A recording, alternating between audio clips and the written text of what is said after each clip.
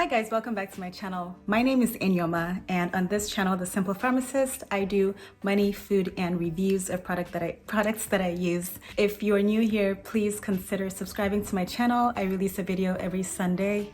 Every other Sunday, it's a podcast episode, and then every other Sunday, it's a video such as this one. In this video, I'm going to be talking about food with you. So what we're making today is the vegan yam and egg version using tofu. This is a food that we eat a lot in Nigerian households, and it's basically just fried yam, or you can do boiled yam and egg. I have hated fried eggs since I was a child. I think they are disgusting. I hate the smell. Literally cannot stand fried eggs.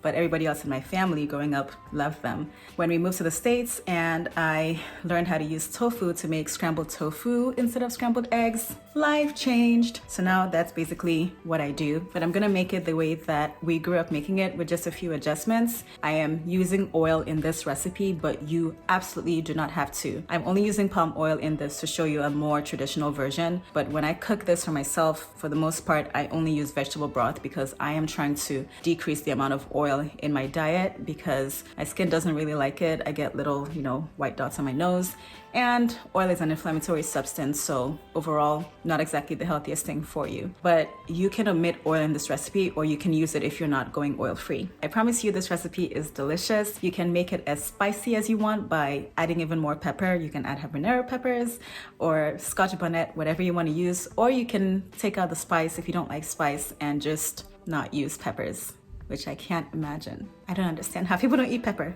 But listen, do what's best for you. And I hope you like this video. I hope you try it at home. If you don't have yam, West African yam, you can always use potatoes to make this, and it is still just very delicious. So let's quickly talk about why I went vegan, how I went vegan, and why I think a lot of people should try it as well. So I went vegan. For me, it wasn't about the animals because I'm just not an animal lover. I've never owned pets, never liked them, never wanted to own a pet, and never will. It makes it very hard to date in the United States when you're not a pet lover because literally it seems like every human being here loves pets, at least dogs. It's like every picture in a dating profile, like online dating, is like a dude with his dog licking his mouth.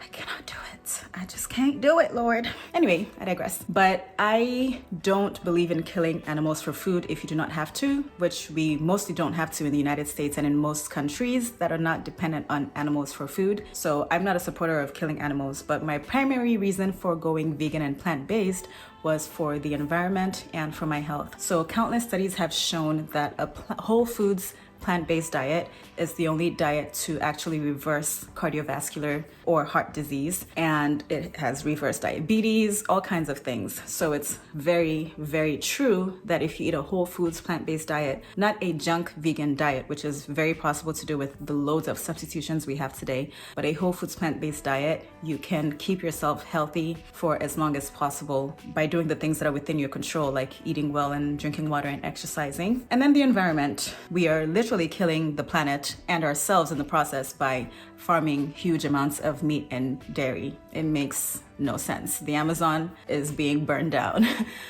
Most of the food that we're growing, most of the grain that we grow on the planet is used to feed animals when that grain could simply be used to feed humans.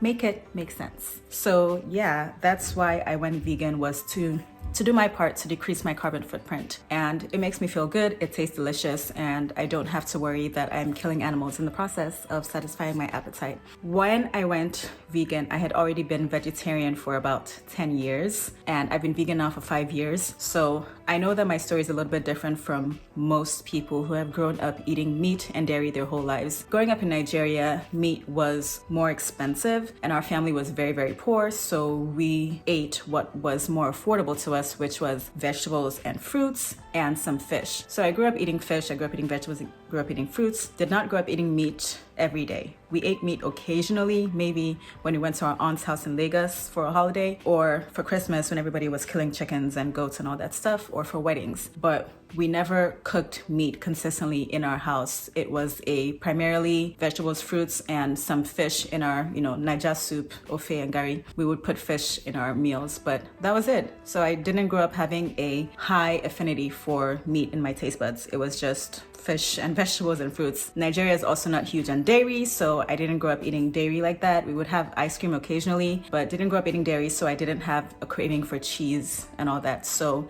going vegetarian happened when it came to the United States after I tasted the meat here. I was like, this is disgusting. Sorry.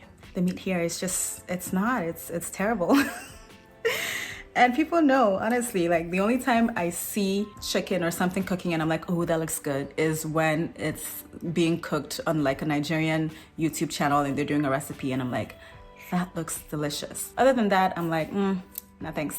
But yeah, I gave up meat because I didn't like the way it tasted here, and I went vegetarian for a long time after that. And then eventually I was like, you're not really eating cheese anyway. You have options when it comes to ice cream for non-dairy ice cream, so why not just make the switch completely? I also read books like The Starch Solution and How Not to Die, which I'm gonna link below for you guys. Highly recommend you read these books because it goes into detail about how plant-based diets are the most effective diets for preventing disease and for maintaining your health and your figure if you're into that. And again, this is whole foods plant-based diets. I'm trying to incorporate the practices in especially the Starch Solution and How Not to Die into my life so that I can maximize my nutrition while being vegan and plant-based, and just make sure that I'm being as healthy as I can be while still enjoying delicious meals. Anyway, that's my little spill about this whole thing. So let's go cook.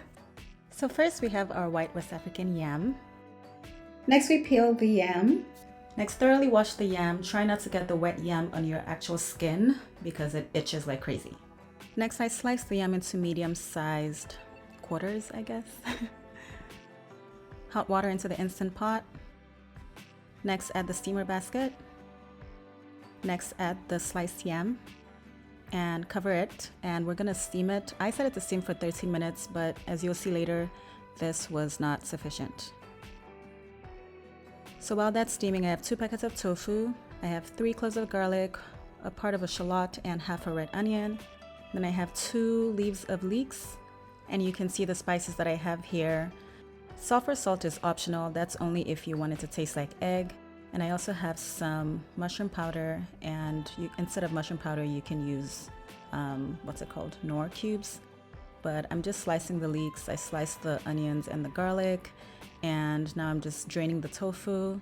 I'm pressing it a little bit, but not too much because it's okay if it's just a little soggy. It's all gonna get fried out of the way anyway. So now I have my red palm oil, and I add about maybe like 2.5 tablespoons, and I'm just gonna fry the onions and the garlic for a little bit until it just gets, a bit more translucent. Oil is completely unnecessary for this recipe. It's optional. You can always use vegetable broth to make this oil-free and still delicious. So 13 minutes later, yam is hard, not cooked at all, so I set it back in for about 20 minutes to steam and went back to cooking my stew. So I added my diced tomatoes, mixed in very, very well. And next we add the mushroom powder, curry powder, smoked paprika, spicy pepper, bay leaves, onion powder, and some chopped leeks. And I added only half of the chopped leeks at this time. And I'm just gonna mix it very, very well and let all the spices get in there and marinate and fry a bit and cook down. So I think I cooked this for about 2.5 to 3 minutes on medium heat. My other burner is on because my stove is tilted, so it just needs to even out the heat.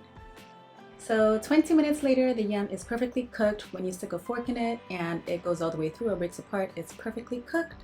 So to give a fried yam effect without actually adding more oil to my cooking, I'm gonna stick it in the air fryer.